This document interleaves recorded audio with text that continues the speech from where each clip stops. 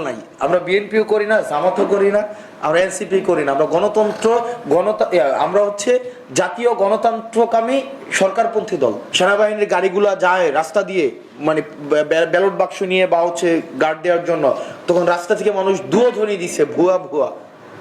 একটা জেনারেল কি পদত্যাগ করছে, বলছে যে না আমরা একটা এই প্রেসক্রিপটিভ প্রি ডিটারমাইন্ড একটা ইলেকশনের আমরা সাক্ষ্য হব না, একজন বলছে, বলে নাই। কিন্তু আজকে এই প্রশাসন এবং পুলিশ, আমরা চরিত্রটার পরিবর্তনের নির্ণায়ক আসলে কি, আমরা কিভাবে বুঝবো যে আসলে তাদের এই যে মনস্তাত্ত্বিক পরিবর্তনটা ঘটেছে।